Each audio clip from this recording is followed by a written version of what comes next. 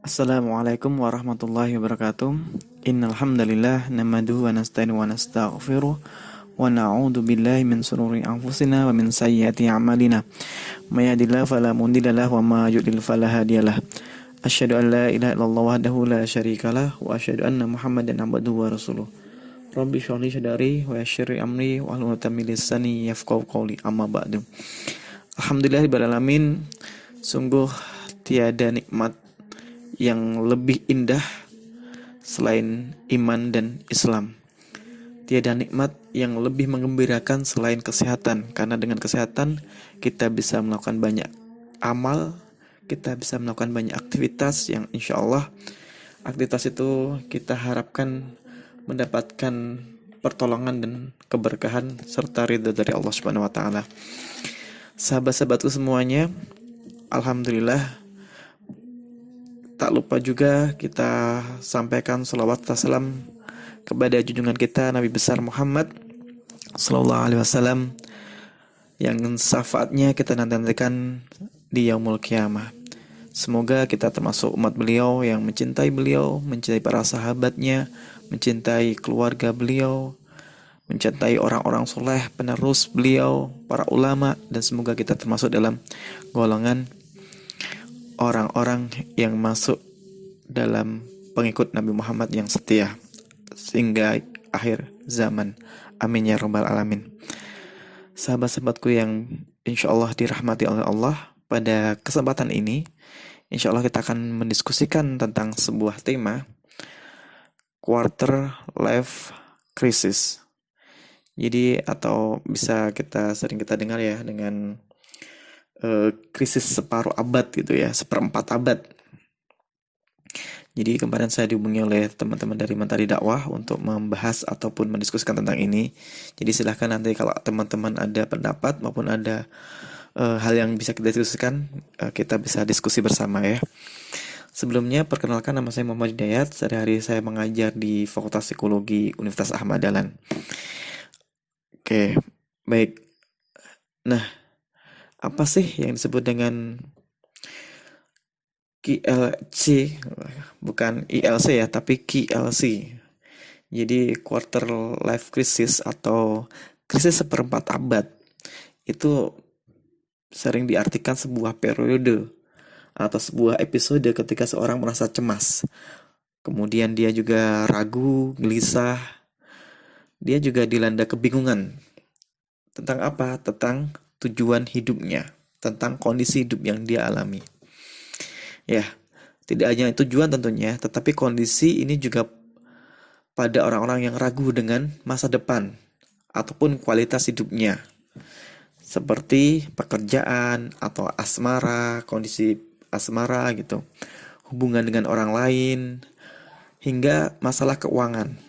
Nah, umumnya krisis ini terjadi antara usia 18 sampai 33 tahun. Ada juga yang bilang antara 20 sampai 30 tahun. Nah, tetapi pada umumnya ini terjadi pada fase perkembangan di fase dewasa awal.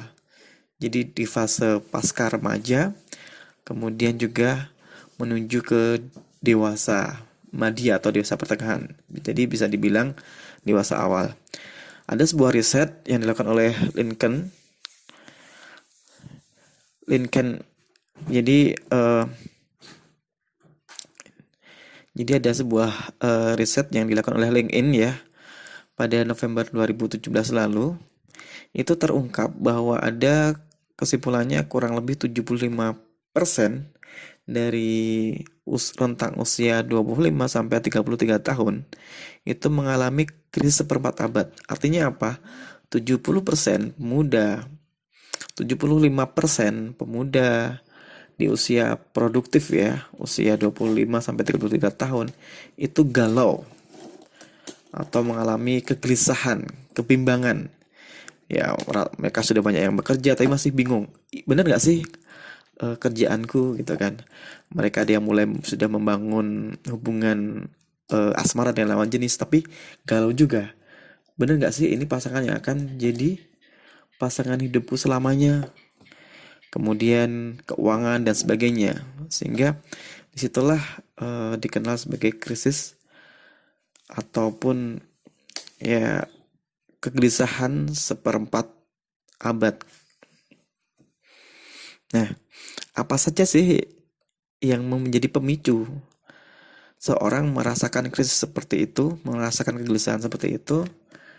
Ada beberapa hal, di antaranya adalah perubahan besar atau tekanan dari masa transisi dari remaja akhir ke dewasa awal. Jadi fase-fase transisi, jadi ini tentu banyak perubahan ya, yang semulanya dulu kuliah, kemudian sudah lulus, kemudian ataupun orang-orang yang baru mendapatkan pekerjaan baru. Jadi proses adaptasi yang luar biasa. Perubahan-perubahan begitu dahsyatnya. Kemudian hal lain yang menjadi krisis bisa juga karena tidak punya tujuan hidup yang jelas, tidak realistis, atau tujuannya tidak realistis begitu masuk usia dewasa begitu. Jadi ya ada yang bilang bahkan hidup ini adalah mengalir aja begitu. Nah, justru itu perlu hati-hati. Ketika hidup hanya mengalir saja, maka orang itu akan galau nanti, akan bimbang di situ. Kemudian juga banyaknya pilihan yang tersedia hingga tak bisa menentukan mana yang tepat. Seperti yang kita ketahui sekarang ya. Misalnya nih, seorang dari remaja akhir menuju di fase awal, misalnya anak lulus SMA atau SMK, mau kuliah atau mau kerja. Mau kerja apa? Atau mau kuliah jurusan apa? Itu juga bimbang. Kemudian nanti ketika lulus juga bimbang lagi. Habis lulus mau ngapain nih? Mau kerja dulu atau lanjut S2 atau nikah dan sebagainya. Sehingga kebimbangan itu yang tidak dipikirkan matang-matang, tidak dianalisa secara mendalam, tidak dipertimbangkan baik buruk dan sebagainya, itu memicu orang tuh mengalami krisis. Sehingga pada akhirnya pengambilan keputusannya pun kurang tepat. Nah, semakin kurang tepat, semakin krisisnya bertambah lagi. Nah, hal tersebut juga dipicu dari hal-hal seperti keuangan yang dirasa kurang gitu ya. Jadi usia-usia di sini di sisi lain misalnya ada orang yang sudah sukses di usia ini. Atau misalnya ketika reuni SMA atau reuni SMP atau bahkan reuni kuliah begitu ya. Ada mungkin sebagian orang yang sudah mulai berkarir. Tetapi ada juga yang masih bimbang. Sehingga bisa dilihat teman-teman yang biasanya yang aktif datang reuni itu kebanyakan yang karirnya sudah mulai kelihatan nih hasilnya. Kemudian ada pemicu yang lain yaitu tekanan untuk menikah. Jadi sering ya mungkin teman-teman alami atau bagi yang terutama yang udah kuliah tingkat akhir atau yang sudah lulus kuliah, ketika masih sendiri pertanyaan yang muncul adalah kapan nikah. Dan itu bagi sebagian orang bukan satu pertanyaan yang menyenangkan begitu ya. Nah, setelah menikah, pertanyaannya juga tidak selesai di situ. Ditanya lagi, kapan punya momongan? Ya, itu pun bukan suatu pertanyaan yang mudah untuk dijawab ataupun diterima. Banyak orang yang akhirnya merasa tidak nyaman atau bahkan sakit hati. Ketika sudah punya anak satu, tanya lagi kapan tambah anak lagi. Ya, itulah netizen ya. Tidak pernah puas dengan kondisi kita. Itulah manusia yang selalu mengkritik. Maka ya ketika ini terjadi, ketika kondisi mental kita tidak siap, tidak kuat, ya kita akan merasa galau, gelisah. Akhirnya terjadi sebuah krisis. Kemudian pemicu yang lainnya adalah harapan ada perubahan dalam karir. Jadi kadang-kadang kita kan bekerja atau berbisnis, kok gini-gini aja sih? Nah, kita kadang-kadang bermimpi atau menghayal atau berharap nih, kapan nih karirnya meningkat, kapan nih bisnisnya berkembang dan sebagainya. Ketika itu tidak terjadi, tetapi kita tidak mengubah perilaku kita, tidak mengubah upaya kita, ya itu tentu akan menambah krisis lagi, akan semakin menjatuhkan kita ke dalam jurang krisis seperempat abad ini gitu ya. Nah, sekarang kita akan coba lihat tanda-tanda. Kita akan bahas nih. Tadi kan pemicunya ya, penyebabnya. Nah, sekarang tanda-tandanya apa sih ketika kita terkena quarter life crisis? Ada berapa tanda-tanda sebenarnya ya, atau gejala atau simptom gitu ya kalau bahasa medisnya gitu. Pertama adalah ketika kita merasa cemas dengan pilihan hidup kita. Ya, pilihan hidup apapun gitu kan. Ada orang bilang kan hidup ini adalah pilihan. Tapi ada juga yang bilang memilih itu berat, tetapi lebih berat bertahan terhadap pilihannya gitu ya. Nah, bila kita sering merasa cemas menentukan suatu keputusan dari sebuah penelitian, dari sejumlah pilihan, bisa jadi kita kena sindrom ini. Rasa cemas timbul karena takut salah memilih misalnya. Banyak hal ya, memilih pasangan, memilih karir, memilih studi dan sebagainya ya. Kemudian yang kedua, kita bertanya-tanya terhadap diri kita, apa sih sebenarnya tujuan hidup kita? Nah, kalau kita sering bertanya, saja nih tujuan hidup itu apa sih? Saja nih urip ki ngopo sih misalnya gitu kan. Tujuan hidup itu apa sih? Nah, ketika kita sering memunculkan pertanyaan itu, berarti bisa jadi kita memang sedang terkena sindrom itu. Terkena gejala krisis tersebut gitu ya. Karena itu kan pertanyaan itu kan menghantui diri kita. Yang berarti bahwa kita memang belum punya tujuan, belum jelas tujuan hidup kita, belum clear. Nah, kemudian yang ketiga adalah mulai menyadari kualitas lebih penting ketimbang kuantitas. Jadi memiliki banyak kenalan, nggak lagi jadi tujuan kita. Kita lebih selektif, memilih siapa saja yang kita layak untuk pertahankan sebagai teman begitu. Jadi ya udahlah, nggak usah banyak-banyak gaul, yang penting ini itu. Ya ini juga sebuah tanda bahwa kita krisis gitu ya. Karena kita memilih-milih gitu. Kita nggak bebas gitu.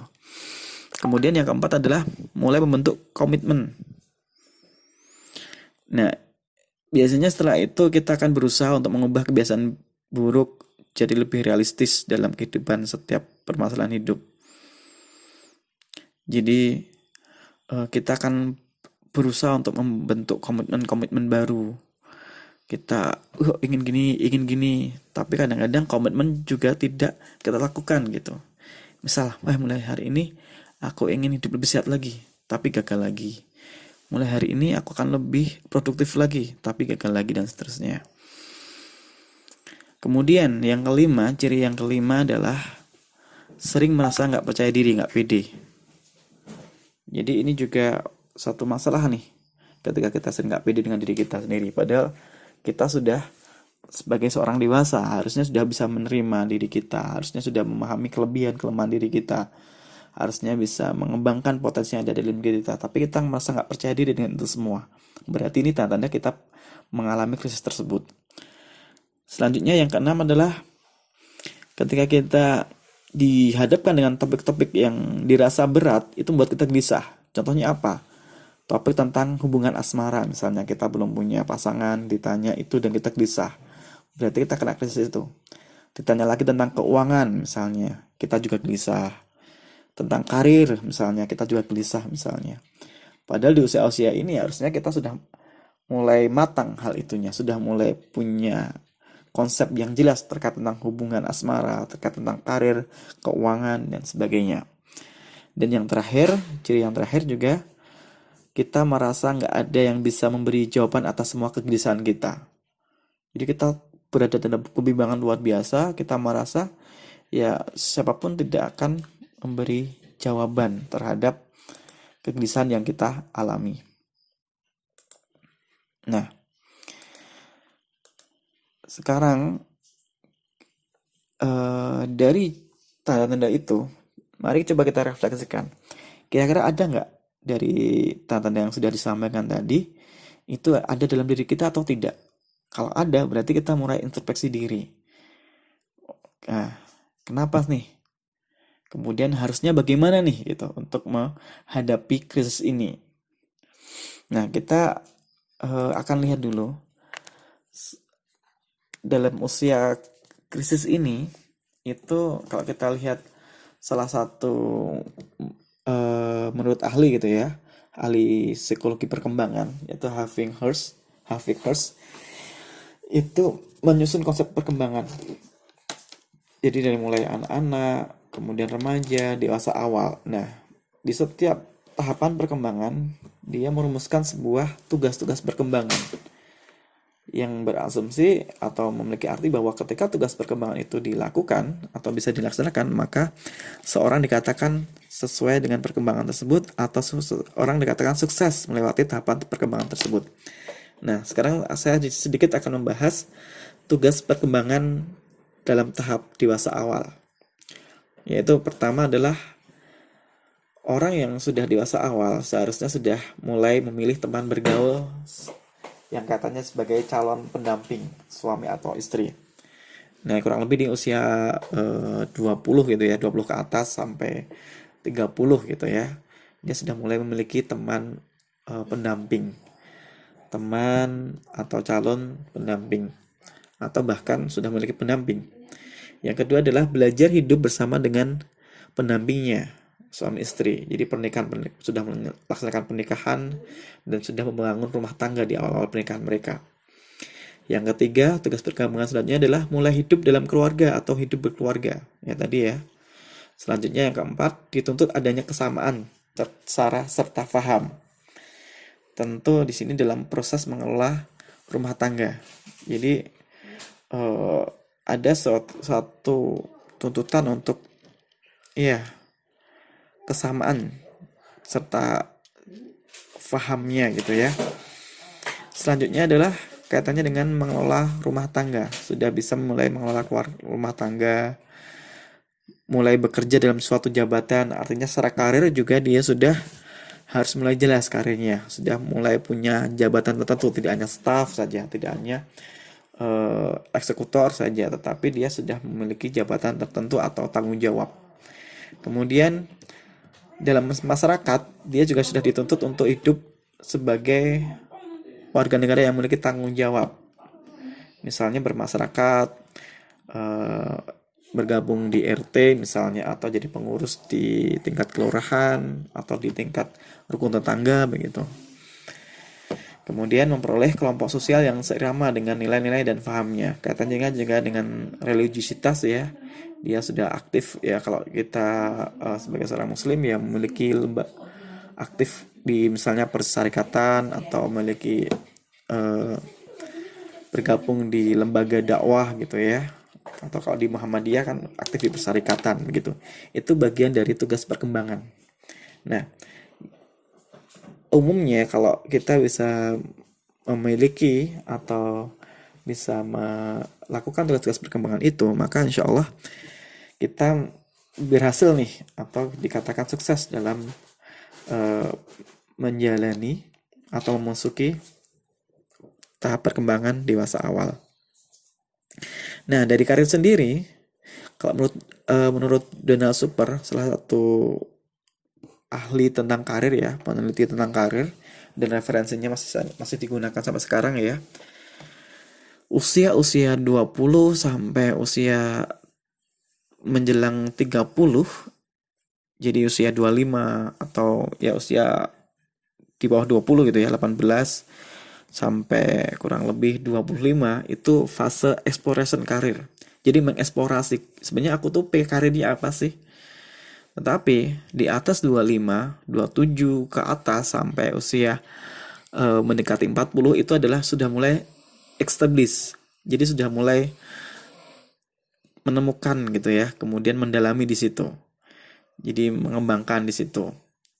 Maka kalau kita baru ingin coba-coba ya di usia 18 sampai usia 25. Itu eksplorasi. Jadi masih bisa berubah-ubah. Tetapi kalau di usia itu kita harus mulai mikirkan karir tetap apa yang ingin aku tekuni. Sebagai bisnismen ya udah tekuni itu. Sebagai akademisi ya udah tekuni itu. Dan selanjutnya di usia 40 tahun ke atas itu tinggal maintenance nanti. Tinggal maintenance ya, memelihara dan seterusnya. Makanya ada yang sering mengatakan bahwa puncak karir itu di usia 40 tahun gitu kan. Itu juga Rasulullah kan juga mendapatkan wahyu pertama di usia 40 tahun. Nah, berikutnya teman-teman, kalau kita misalnya bisa juga kita merefleksikan ketika kita merasakan krisis atau mengalami krisis di usia saat ini gitu ya, di usia-usia dewasa awal.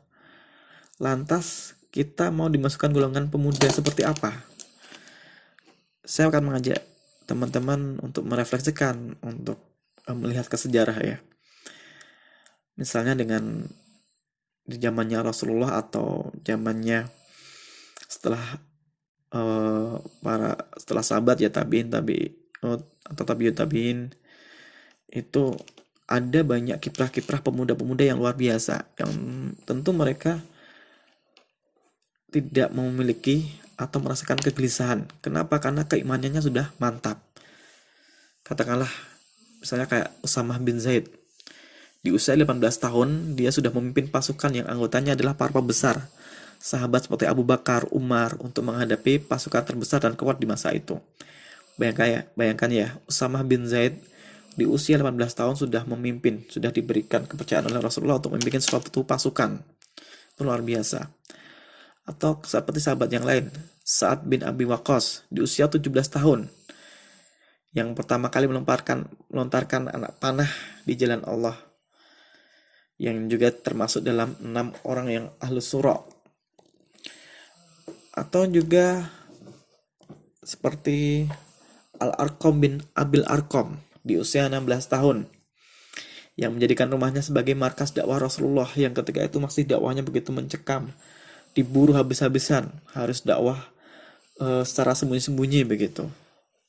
Tetapi dia sudah berani mengambil satu sikap, menyediakan rumahnya untuk markas dakwah Rasulullah. Kemudian Zubair bin Awam di usia 15 tahun menjadi pertama kali menghunuskan pedang di jalan Allah dan diakui Rasulullah Sallallahu Alaihi Wasallam sebagai hawarinya yang disayanginya. Kemudian ada Sa'id bin Zabit di usia 13 tahun sebagai penulis wahyu. Dalam 17 malam mampu menguasai bahasa Suryani sehingga menjadi penerjemah Rasulullah ketika itu gitu ya. Hafal kitab Allah dan ikut serta dalam kodifikasi Al-Quran. Jadi luar biasa ya, dia mendalami di bidang penulisan Quran, penulisan wahyu gitu. Kemudian Attab bin Usaid di usia 18 tahun diangkat Rasul Shallallahu Alaihi Wasallam sebagai gubernur Mekah pada umur tersebut. Bayangkan aja, Attab bin Usaid usia 18 tahun. Kalau di kita ya masih awal masuk kuliah ya, tapi sudah diangkat untuk menjadi gubernur Mekah pada waktu itu. Ada lagi Mu'adz bin Amr di usia 13 tahun, ataupun Muawiyah bin Afra usia 14 tahun sudah memberikan berjasa pada kaum muslimin dengan membunuh Abu Jahal, jenderal kaum musyrikin pada perang Badar. Jadi luar biasa itu yang menjadikan kaum musyrikin ketika itu terguncang ketika jenderalnya terbunuh oleh anak muda. Ada lagi Talhah bin Ubaidillah di usia 16 tahun, dia berbaiat untuk mati demi Rasulullah SAW dalam perang Uhud dan menjadikan dirinya sebagai tameng Nabi. Nah,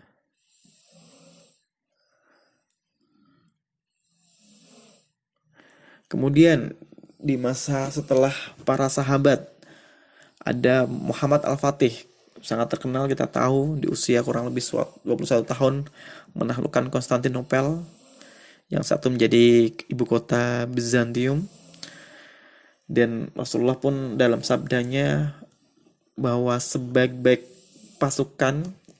pemimpin adalah pemimpin pasukan yang menaklukkan Konstantinopel, dan sebaik-baik pasukan adalah pasukannya pemimpin tersebut yang menaklukkan Konstantinopel. Kemudian ada Abdurrahman An-Nasr, usia 21 tahun pada masanya Andalusia mencapai puncak kemasannya. Ya, pada usia 21 tahun, usia masih kuliah lah kalau saat ini ya. Kemudian ada lagi Muhammad Al-Qasim di usia 17 tahun menaklukkan India sebagai seorang jenderal agung pada masanya. Itu salah satu kisah-kisah ya, seorang pemuda-pemuda yang mungkin saat ini kalau kita temui orang-orang di usia itu banyak yang masih mengalami kegalauan atau krisis gitu ya. Tetapi orang-orang itu luar biasa hebatnya. Contoh lagi kayak misalnya Muhammad Al-Fatih gitu kan. Selain beliau menaklukkan Konstantinopel dalam usia 21 tahun, dia juga sudah menguasai 7 bahasa ketika itu. Dan bahkan dituliskan dalam biografinya, semenjak balik hingga meninggal tak pernah meninggalkan sholat rawatib dan tahajud. Masya Allah. Nah, kita berada pada akhir pembahasan. Kemudian pertanyaan berikutnya adalah, lantas bagaimana nih cara kita menghadapi krisis ini? Bagaimana nih cara kita untuk bisa bangkit dari krisis ini? Maka ada beberapa hal yang bisa kita lakukan. Ini nasihat untuk diri saya pribadi dan teman-teman pada umumnya. Yang pertama adalah kita kenali lagi lebih dalam diri kita. Siapa diri kita? Who am I gitu ya istilahnya ya. Karena barang siapa mengenal dirinya, dia akan mengenal Tuhannya gitu. Untuk apa tujuan kita diciptakan, apa kelebihan kekurangan kita, hobi kita apa, passion kita apa potensi kita. Nah, itu kita kenali lagi. Kemudian juga perbaiki kualitas dan kuantitas ibadah. Tingkatkan ilmu, perbanyak datang mengikuti kajian atau majelis taklim gitu. Insya Allah kalau kita semakin kualitas ibadah maupun kuantitas ibadahnya meningkat, ilmu keagamaan kita juga meningkat, insya Allah kualitas diri kita akan semakin baik. Kemudian langsung lanjutkan dengan aksi 3M, mulai dari yang terkecil, mulai dari diri sendiri, mulai dari saat ini.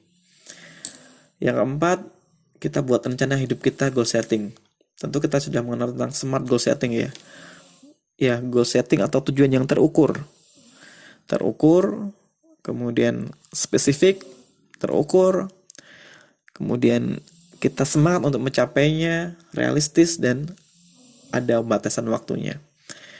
Selanjutnya yang kelima adalah bangun relasi, perbanyak silaturahim, berkumpullah dengan orang-orang soleh. Insya Allah itu juga memperluas rezeki, membuat kita juga menghilangkan rasa galau yang ada dalam diri kita. Kemudian ingatlah lagu di Masif, syukuri apa yang ada, hidup adalah anugerah, tetap jalani hidup ini, berikanlah yang terbaik. Insya Allah kita tidak akan galau dan bisa melewati krisis ini. Kemudian sempurnakan segala sesuatu dengan duit. Apa itu duit? Doa, usaha, ikhlas dan tawakal. Faiza adamta fatawakal Allah. Kita kuatkan dengan doa. Satu di antaranya juga yang diajarkan oleh Rasulullah tertulis dalam zikir al-masurat. Ada doa anti galau sebenarnya kalau teman-teman cermati ya. Ya di dikir pagi maupun dikir petang begitu ya. Allahumma inni a'udzubika minal hammi wal hazan wa a'udzubika minal ajzi wal kasal wa a'udzubika minal jubal wa a'udzubika min ghalabatid daini wa qahrir rijal. Ya Allah, aku berlindung kepadamu dari kegelisahan, dari kelemahan dan kemalasan, dari sifat pengecut dan bakhil, dari beban hutang dan kesewenang-wenangan orang lain. Nah, kemudian ada kata-kata bijak dari Imam Syafi'i, jadikanlah akhirat di hatimu, dunia di tanganmu, dan kematian di pelupuk matamu. Insya Allah kalau kita benar-benar menjalankan prinsip yang disampaikan oleh Imam Syafi'i ini ya, setidaknya kita berusaha lah. Benar-benar ketika itu semua urusan dunia, ya nggak usah diambil hati lah, cukup digenggam dengan tangan. Tetapi ketika urusannya akhirat, mari kita serapi dengan sepenuh hati, kita jalankan dengan sepenuh hati. Maka insya Allah tidak akan galau lagi ya. Kadang-kadang kegalauan kita itu karena urusan-urusan dunia ya, kebanyakan ya. Maka insya Allah cukup dengan sholat sunnah 2 rakaat sebelum fajar atau sebelum subuh, maka insya Allah itu adalah lebih baik daripada dunia seisinya. Barangkali demikian teman-teman yang bisa saya sampaikan. Mohon maaf kalau banyak kesalahan, semoga bermanfaat. Silahkan kalau ada diskusi, saya cukupkan. Bila taufiq wal hidayah, fastabiqul khairat. Assalamualaikum.